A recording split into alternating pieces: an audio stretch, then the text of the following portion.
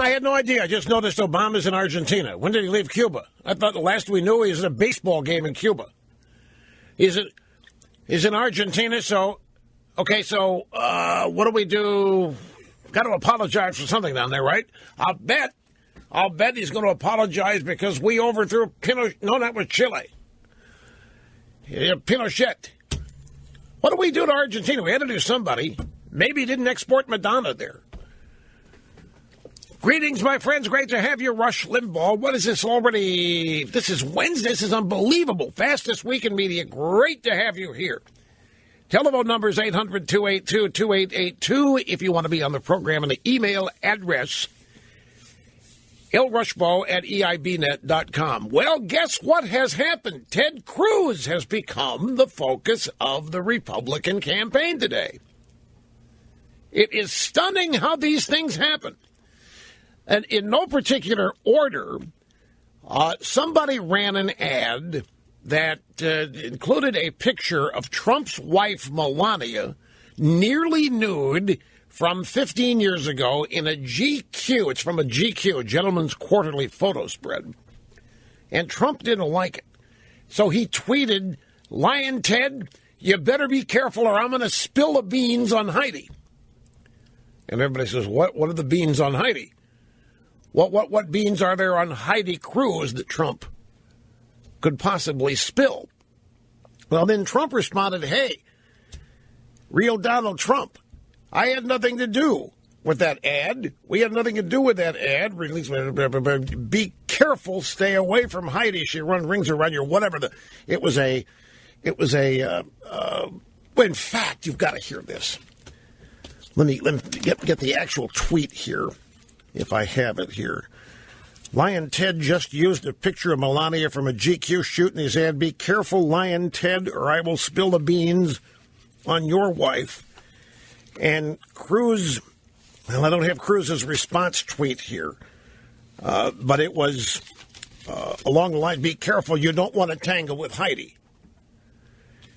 And you got to hear how CNN reacted to this. Grab soundbite number one. This was on CNN this morning around an hour and 40 minutes ago. Carol Costello plays a clip from earlier with Cruz. And I want you to listen to how she reacts to this.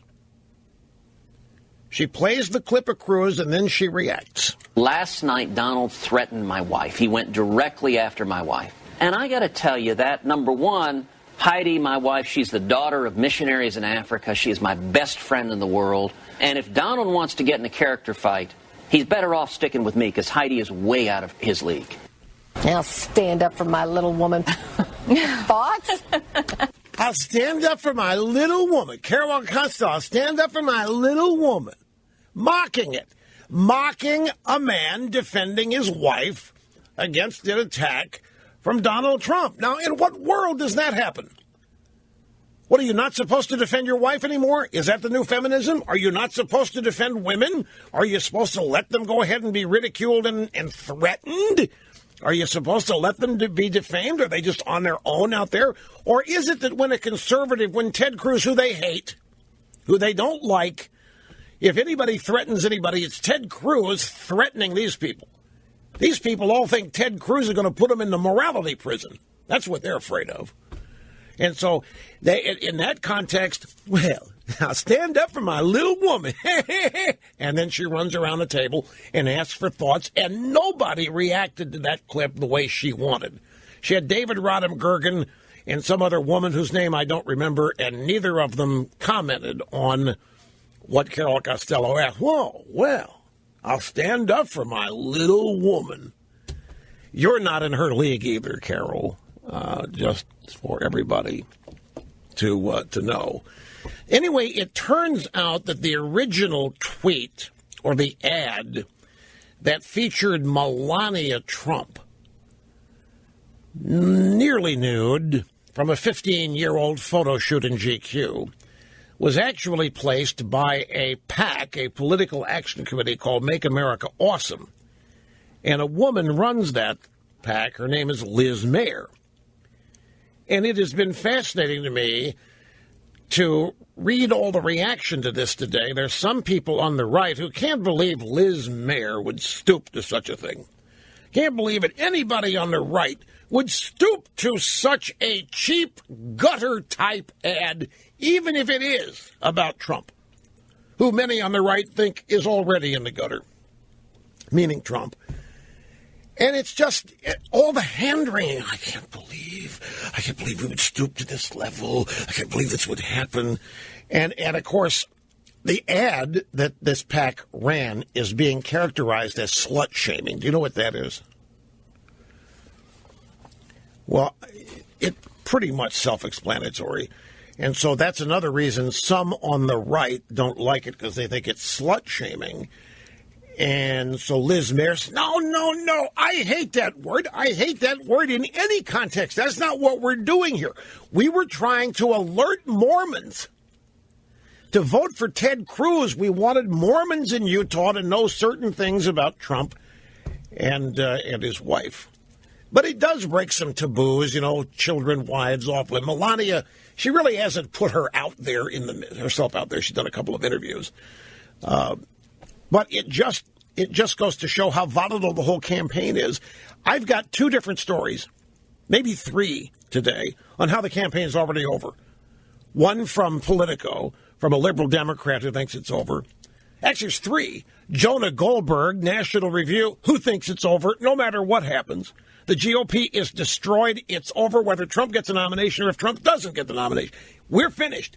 It's over. Another person said this campaign ended last October, and it's over. It's for the Democrats. Hillary has been the winner since last October. And then there are others, one other who thinks it's still wide open and a possibility.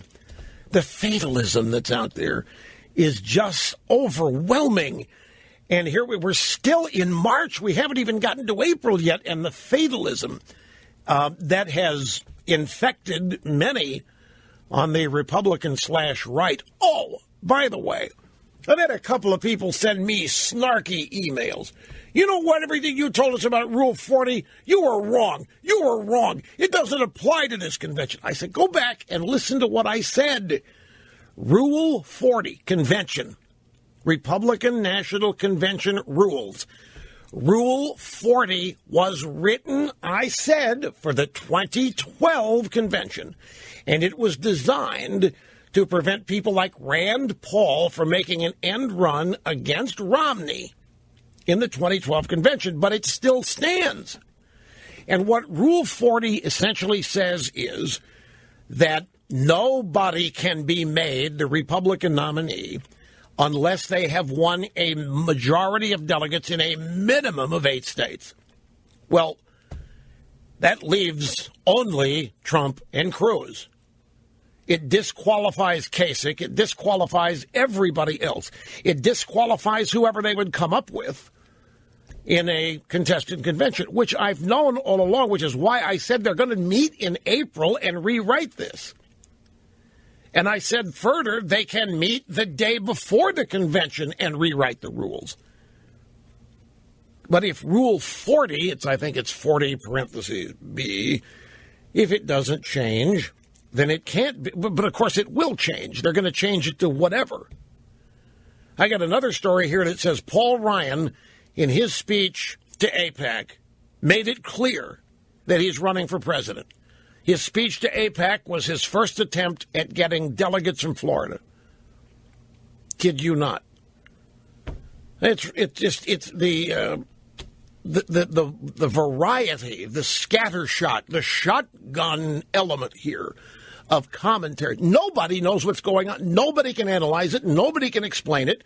And people are unable to keep their emotions out of it. On the Republican right, you've got fatalists and defeatists writing that it's all over. On the left, you have people beating their chests, celebrating that it's all over, that nothing can stop Hillary. On the right, you've got people that don't think it's all over, but they're worried about Trump. The worry, the negativism, the pessimism that's out there is just overwhelming.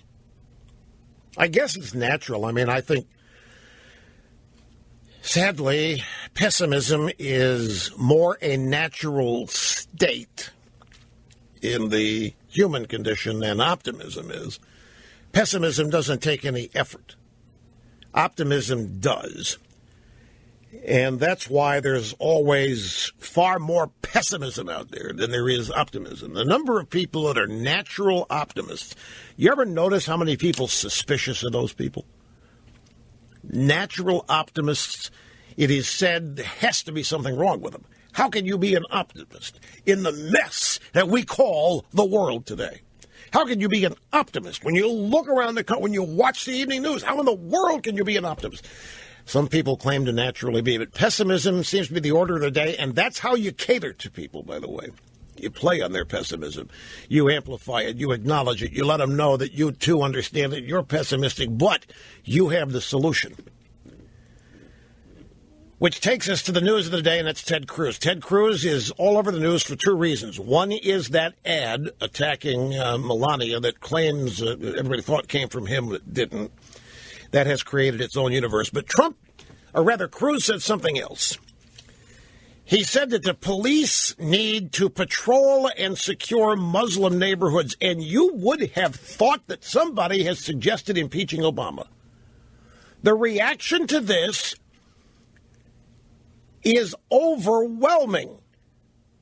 People can't believe he would say such a thing, and they've gone and talked to experts, cops, commissioners, law enforcement people here and there to ask what they think of Ted Cruz suggesting that the police need to start patrolling and securing Muslim neighborhoods.